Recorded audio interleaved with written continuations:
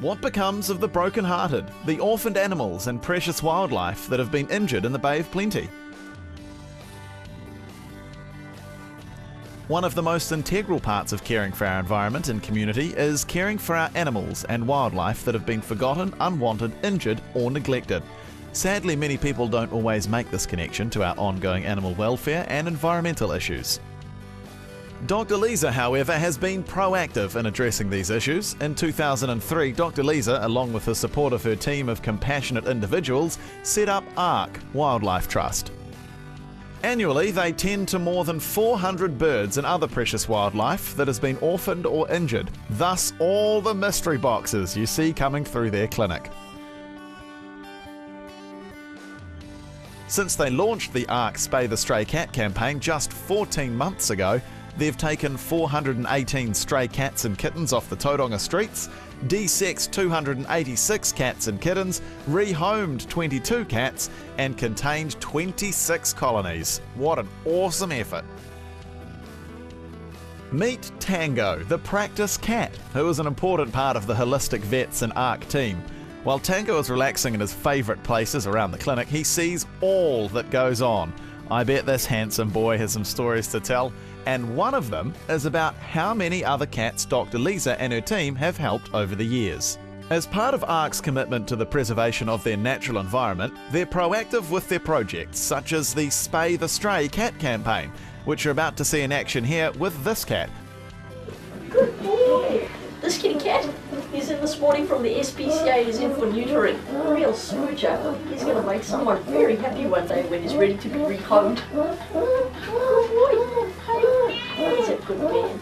Okay, you're a good fellow. Ark's aim is to reduce the numbers of stray breeding cats in the Tauranga area as they impact on our natural environment and on our pets. As these cats continue to breed and without intervention, this problem will continue to grow, likely at an alarming rate. The long-term benefits of Ark's Spay the Stray campaign are preventing unwanted litters of kittens and numbers of breeding stray cats, providing the Tauranga public with an avenue of constructive input and an opportunity to help animals as well as their local community, promoting responsible pet ownership, minimising the impact on local wildlife that may be preyed upon by cats, promoting a healthier environment for pet cats. For the duration of the entire campaign, Ark is proud that no cats or kittens have been unnecessarily euthanized. If they have been tame and healthy enough to find homes for, they have been or are in the process of being rehomed. What an awesome effort!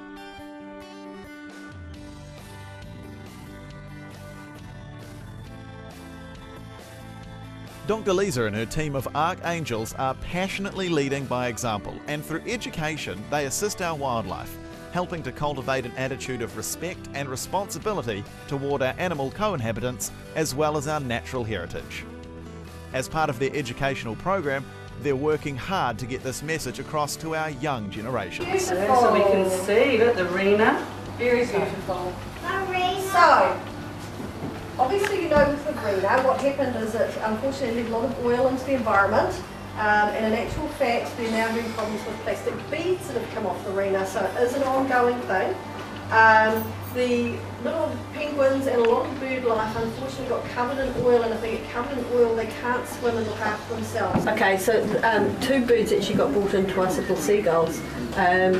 Suspected they've been hit by a car or a truck, actually, one of those garbage trucks. It's rubbish day today, and at the moment the other one unfortunately was deceased, and this one unfortunately shows some sort of spinal damage. It can't stand, it can certainly flap its wings okay, so that normally indicates that there's some sort of damage spinally. If it's a break, unfortunately we'll have to humanely put him to sleep. If it's, we would tend to give him maybe a few days and see if we get better reflexes in the feet, because often these guys are so sturdy.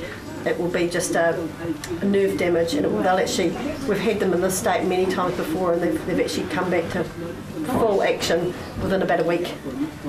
So we'll see how we'll put them in the aviary later on this afternoon once the hawk goes. Nice. And give them a go. But they're a lovely little bird.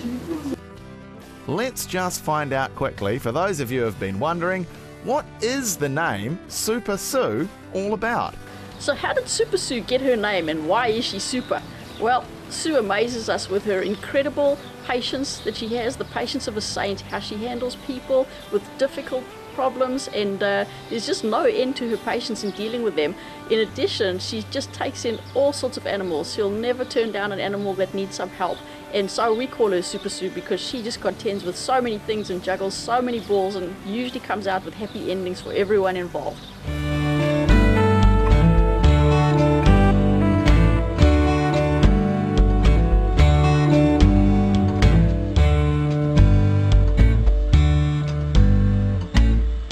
Coming up after the break, we visit a rehabilitation centre for wildlife. Super Sue flies into a local preschool where a group of kids hang off her every word as they learn about wildlife, and check out how excited they are to find out what's in the mystery box this week. Now fresh, 100% grain-free natural pet food for dogs and cats. Brought to you by healthypetfoods.co.nz for a healthier, happier pet.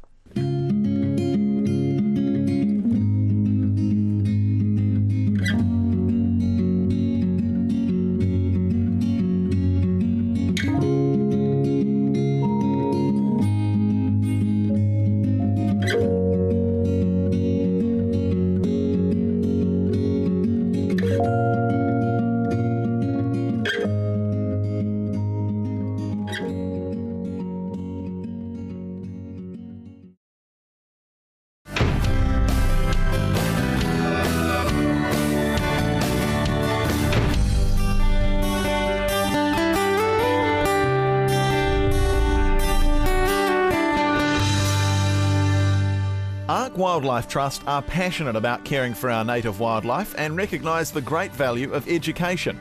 In 2010, they were the proud winners of the Tauranga 2010 Trustpower Community Services Environment and Heritage Award and have been nominated for this year's Westpac Tauranga Business Awards. Sue, the Archangel, is about to share some important messages with this group of young preschoolers who are eagerly listening to her every word to learn more about wildlife, responsible pet ownership and our environment. Sue shows them some powerful images of the horrific impact that pollution can have on our wildlife. Yeah, he's got oil on him. And I can see black on it. Yep, absolutely. So when they came into the centre, they would be cleaned with detergent and then with warm water. And generally, after about 6 or 7 times, the oil would start to come off, and then they just need to be fed and looked after. Of course, they couldn't be released back because there was still so much oil in the environment, and they would have just got oil again. What do we have here? Does it get much cuter? 2 baby white kittens, just no more than a week old. Having lost their mother, they'll need a lot of attention. Now Dr. Lisa and Super Sue have to dash off to the Wildlife Rehabilitation Centre to check in on how some of the patients are doing. Thank you very much for letting us come. It's a big privilege and we absolutely loved it. You're welcome. Nice. On the way, Dr. Lisa tells us one of her heartwarming stories. So we're just on our way to visit Chrissy. Chrissy's one of our fabulous Ark volunteers and she does amazing work rehabilitating our wildlife. Some of our volunteers are just incredible. They work so hard at keeping all these hungry mouths fed and rehabilitating all the birds and wildlife. One of our volunteers, Jenny, years ago, she had a seagull that flew into a window, and so she gently put it into a box and just let it rest overnight, as we often do with birds that have been injured in that way. And the next day, she gently opened the box, picked up the seagull, threw it into the air to liberate it, but unfortunately the seagull plummeted back to earth because it hadn't made it. Sad story. But they're happy stories. Wildlife rehab can be relentlessly unforgiving, but a lot of the time we have happy stories and we get animals released back into the wild, and some of those birds that are really comical are shags. One time I had Jason, our SPCA inspector, bring a shag in for an examination. Jace always comes in for a shag. And the shag was on the examination table, and we checked it out. We did the veterinary care that it needed and sent it out to rehabilitation. And my next patient was a dog, and the dog was a Labrador. It came into the room and it was sniffing away on the table. And the owner was apologetic that this doggy was so out of hand, sniffing it away. And I said, "Don't worry, mate, I just had a shag on the table." As we arrive at the Wildlife Rehabilitation Centre, where Chrissy, another of the Ark Angels, greets Dr. Lisa and Sue, and looks a little anxious by what they're bringing in the mystery box. Oh, no. I'm allergic to brown boxes that you bring me. What's in it? Baby. Sweetie. Oh, well, you can be a TV star, can't you? Come on, let's go put you in the incubator.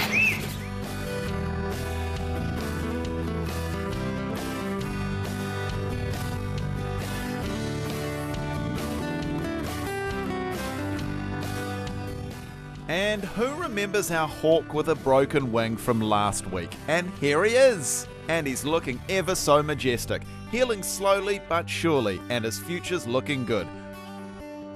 Will he, or won't he, take this food straight from Chrissy's hands? Well, I've been doing rehabilitation now for 52 years. I did 27 years in the UK and 25 years here. In the UK I was doing birds of prey and owls, and it came as such a shock to me when I moved over here that we only had the little owl and the moorpork. I was used to dealing with great big barn owls, so this was a big difference to me. And these guys, they're only fed 6 out of 7 days, and on the 7th day they're very, very kind, and they regurgitate a little pellet through their mouth that has all the crushed bone and all the feathers in it. So it's very easy to clean up after them. You just go and pick up all the pellets. People say to me, why do I do it? You know, it costs you money, so much time, you know, you get no funding for it. The reason I do it is when I release a bird and I see that bird go and I think, wow, I've done that. And you just get the warm fuzzies. And apart from that, I'm just absolutely bird crazy. They bite quite hard too. Well done. Oops, oh no, he's put the little red bag. Oh, my leg's gone very warm. Yes, very warm. Oh, little buddy. Good God, look at Very warm. the joys of keeping birds.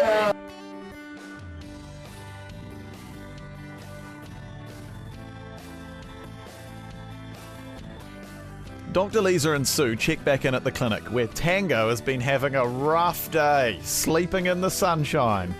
But on a more serious note, Dr. Lisa has an urgent situation to deal with. A cat has just produced this urine sample that's full of blood.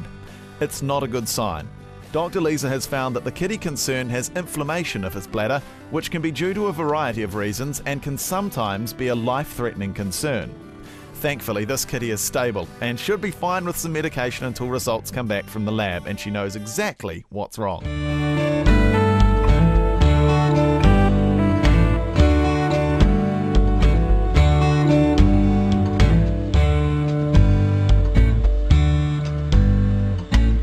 Coming up after the break, have you ever heard of a stray cat mansion?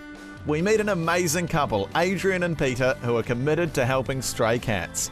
We catch up with Buffy, the special dog who cares for orphaned kittens. And Dr. Lisa and Harry the cat have some helpful hints for us.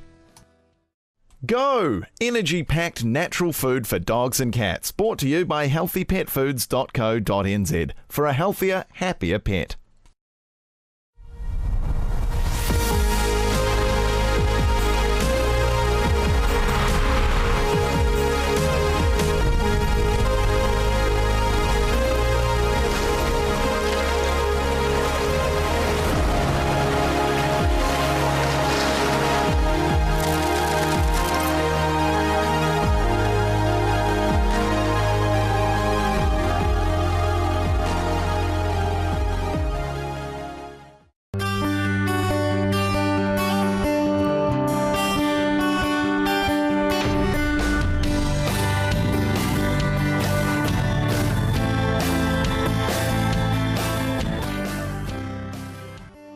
Adrian and Peter, who are committed to helping feed and care for stray cats that have come to depend on their kindness, arriving up by the shoreline every evening at the same time and expecting a feed and a cuddle with Peter.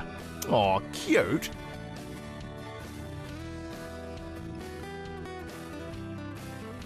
Of our 7 garden cats, I don't know whether we chose them or they chose us, I think the latter, one of them, the dearest little cat, has chosen to live in this birdhouse, which is a bit odd it seems. You expect a bird to be popping over there, but in fact the cat does.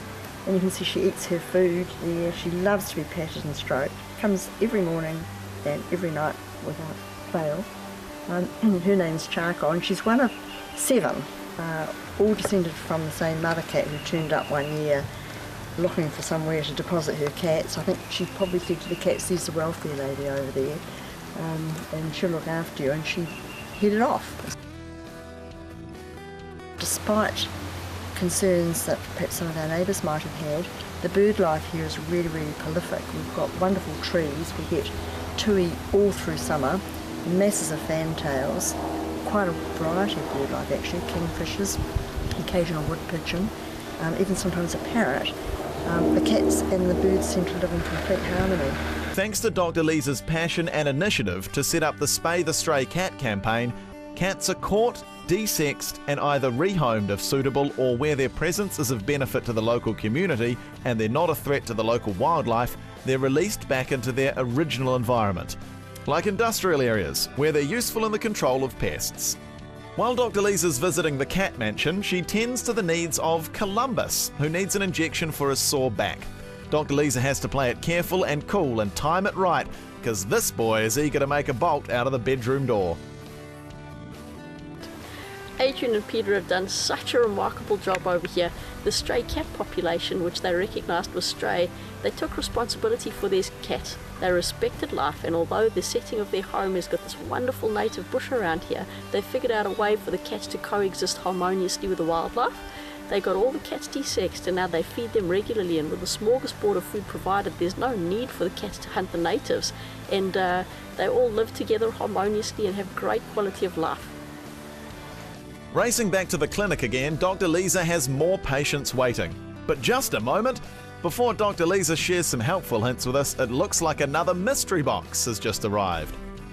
Baby wax eyes are another delightful surprise of the day. Dr. Lisa and Sue tend to their needs, making a difference to the lives of even the smallest and vulnerable of creatures.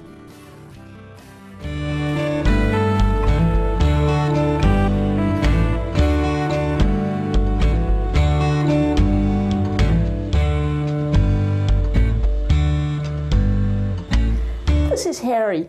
He's going to help us with our helpful hint this week. An emergency on Saturday night, I was called in because Harry was squatting and couldn't pee. This is commonly a thing that happens in tomcats, and unfortunately sometimes their owners just think that they're constipated. But this blocked bladder thing can be a life-threatening emergency, so if it ever happens to your cat, get them to the vet as soon as possible, especially if they're off their food and depressed, because we need to attend to them ASAP. Harry's doing well now. We just needed to unblock his bladder and help to get to the root of the problem, which is often dietary related. Sometimes different diets cause crystals to accumulate in the urine, and they can cause the blockage. But he's doing really well now and looking forward to going home. Along with the amazing human fosterers of animals, remember Buffy, a gorgeous little dog who's taken it upon herself to care for all the orphaned kittens. We catch up with her to see how she's helping the new kitten settle in, and Buffy's mum Maureen, who continues to give her love and time to foster cats until they can find a forever home.